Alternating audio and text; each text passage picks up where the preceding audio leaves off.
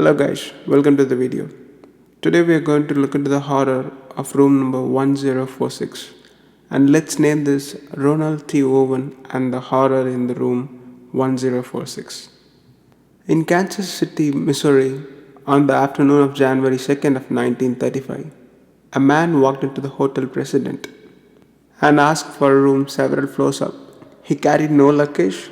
He signed the register as Ronald Owen of Los Angeles, and he paid for 1 day's stay. He was described as tall, husky young man with a cauliflower ear and a large scar on the side of his head. He was given the room 1046. On the way to his room, Owen told the bellboy, Randolph Props, that he had originally liked to check into the hotel Mew Block, but he was put off by the high price, about $5 a night. When they reached the room 1046, Owen took a comb, brush, toothpaste out of his coat pocket and placed them in the bathroom. Then the pair went back out in the hall, where the bellboy locked the door. He gave Owen the key, after which the new guest left the hotel and the bellboy returned to his usual duties.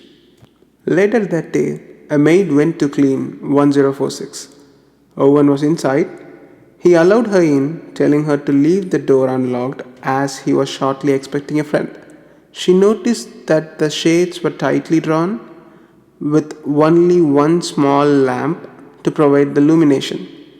She later told the police that Owen seemed nervous and even afraid. While she cleaned up, Owen put on his coat and left, reminding the maid not to lock the door. Around 4 p.m., the maid returned to 1046 with fresh towels. The door was still unlocked and the room still eerily dim. Owen was lying on the bed fully dressed. She saw a note on the desk that read, Dawn, I'll be back in 15 minutes. Wait. The next we know of Owen's moments came about at 10:30 the next morning. When the maid came to his room for cleaning, she unlocked the door with the pass key, and when she entered, she was a bit unnerved to see Owen sitting silently in the chair, staring into darkness. This was an awkward moment, broken by the ringing of the phone. Owen answered the call. After listening for a moment, he said, No, Don, I don't want to eat. I'm not hungry. I just had breakfast. After which he hung up. After disconnecting the call, for some reason, he began interrogating the maid about the President Hotel and her duties there. He repeated his complaint about the high rates of Hotel Mueller. The maid finished tidying the room, took the used towels and left, no doubt to leave this strange guest. Also, I would like to mention something here, because unlocking the door with the pass key was something she could only do if the door had been locked from the outside. So who locked Owen inside and locked the door from the outside? This is not the weirdest of all, because that afternoon she again went to 1046 with the clean towels. Outside the door, she heard two men talking. She knocked and explained why she was there. An unfamiliar voice responded gruffly that they didn't need any towels. The maid shrugged to herself and left. Later that day, a person named Jean Owen, registered to the same hotel, who was given the room of 1048, who was a complete stranger to Ronald, stated that she did not have a peaceful night at all. Jean stated that she was continuously bothered by a male and female voice arguing violently in the living room, and a point later, she heard a quarrel and a gasping sound too, which she thought the quarrel may be over and they are finally sleeping and assumed it to be the sound of snoring. She also stated that the sound between them was violent and she even thought of complaining them to the management regarding this, but decided not to. The graveyard shift lift operator at the hotel, Charles Blocher, also noticed something unusual that night. He stated he heard strange noises from the room, but Charles also confirmed that there were a couple in the same floor as that of Randolph, stated that the couple checked out from the hotel all of a sudden around 4 a.m. in the morning, and these couple were never found after that. Did they have anything to do with Owen and room 1046? We never know. Let me continue the story. About 11 p.m. at the same night, a city worker named Robert Lane was driving on the downtown street when he saw a man running down the sidewalk. He was puzzled to see that a stranger wearing only pants and underskirt running in the middle of the winter night. The man waved Lane down, thinking that he was a taxi driver. When he saw his mistake, he apologized and asked if Lane could take him someplace where he could get a cab. Lane agreed, commenting that he looked as if he had been in it bad. The man nodded and growled, said that I'll kill that tomorrow. Lane also noticed that his passenger had a wound on his arm. When they reached their destination, the man thanked Lane and exited the car and hailed for a cab. Lane drove off, having no idea that he had just played a minor role in one of the city's weirdest murder mysteries. Around 7 a.m. the next morning, the President's Hotel telephone operator noticed that the phone in 1046 was off the hook. After 3 hours being passed without anyone placing the phone in its cradle, she sent Radolph to tell whoever was there to hang up the phone. The bellboy found the door was locked with "Don't Disturb" sign on it. When he knocked, after a moment he heard a voice tell him to come in. When he tried the door, he found that it was still locked. He knocked again, only to have the voice tell him to turn the lights on. After a couple of minutes, he lost his patience and finally yelled, stating that put the phone back on the hook. After this, he left. About an hour and a half later, the operator was furious as she saw the phone was still unhooked. She sent another bellboy named Harold to deal with this problem. Harold found that 1046 was still locked. He used the passkey to open, showing that the door has been still locked from the outside. In the dark, he was able to see that Owen was lying in the bed naked. The telephone stand has been knocked down and the phone was on the ground. The bellboy put the stand upright and replaced the phone. He assumed that the guest was fully drunk, making him to leave the room without checking on Owen's condition more closely. Shortly before 11 a.m., another telephone operator noticed that the phone in 1046 was again off the hook. Once again, props was sent up to the room. He found the "Don't Disturb" sign still on the door. After his knock, getting no response, he opened the door again with the passkey. The bellboy walked inside the room and found something far worse. Owen was still naked and was on the floor, holding his bloody head in his hands. Prost turned on the light and he saw more blood on the walls and in the bathroom. The frightened bellboy rushed out and told the assistant manager, who summoned the police. The officers found that about 6 or 7 hours earlier, someone had done dreadful things to Owen. He had been tied up and repeatedly stabbed. His skull was fractured from several savage blows. His neck was bruised, suggesting that he had been strangled. Blood was everywhere. This small hotel room had been turned into a torture chamber.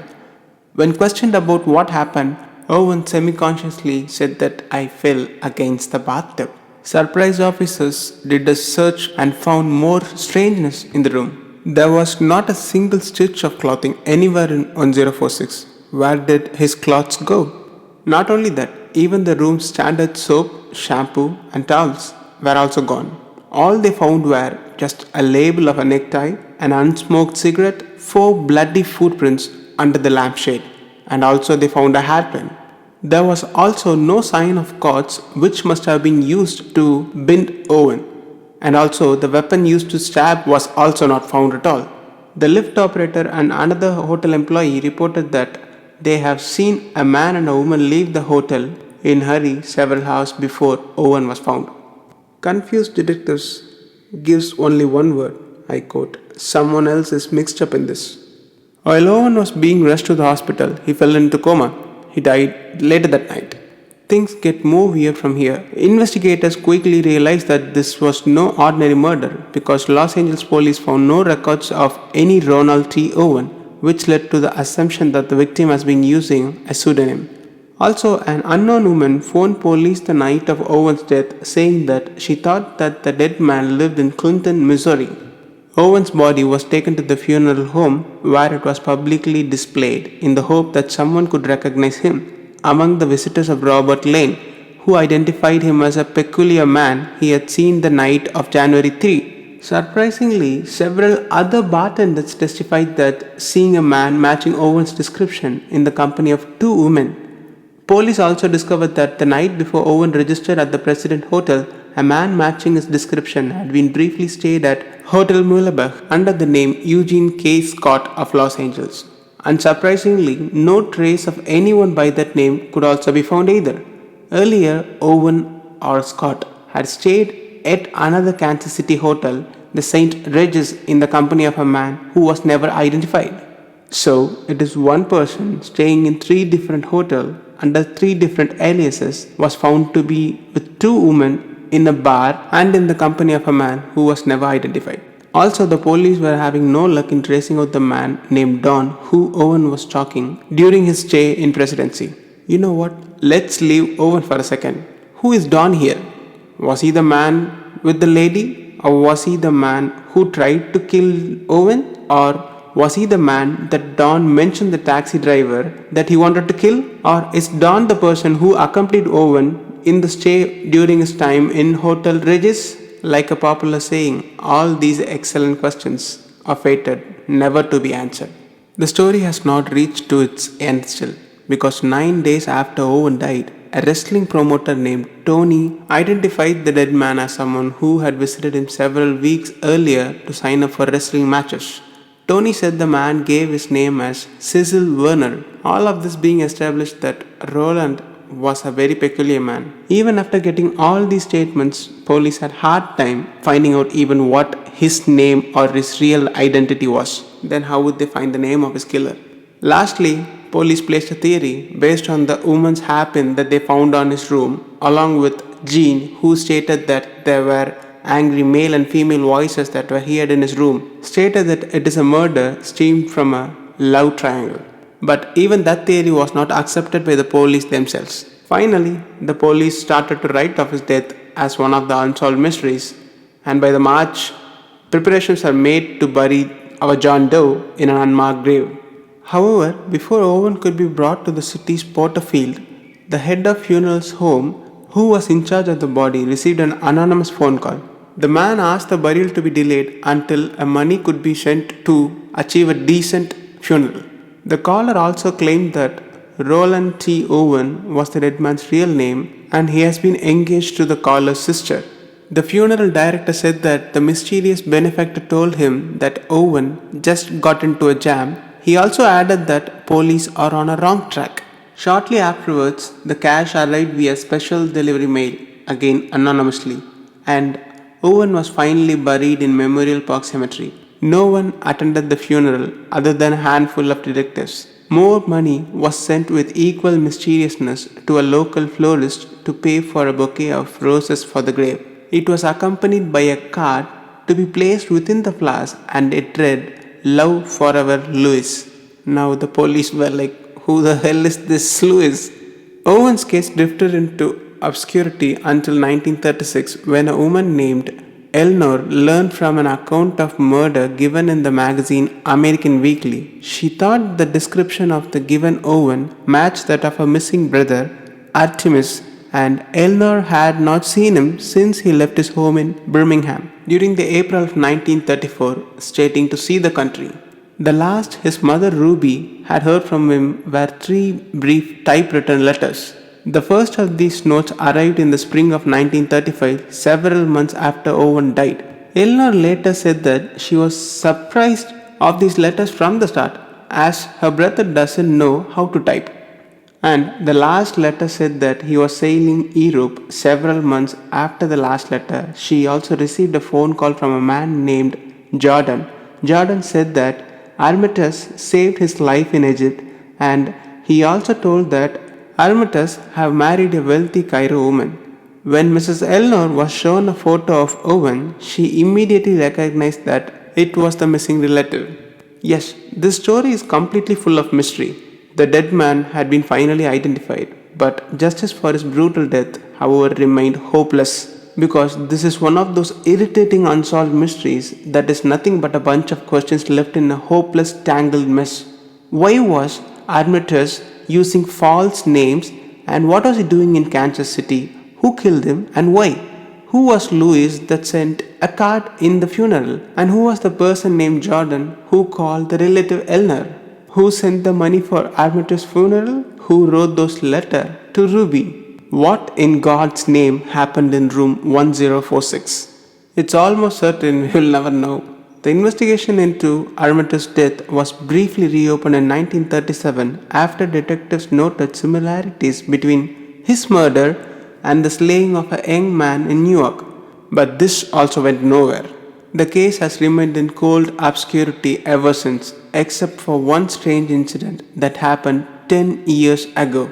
Yes, 10 years ago. This postscript to the story was related in 2012 by John Horner, a librarian in Kansas City Public Library, who has done extensive research into the Alcatraz mystery. One day in 2003 or 2004, someone from out of state phoned the library and asked about the case.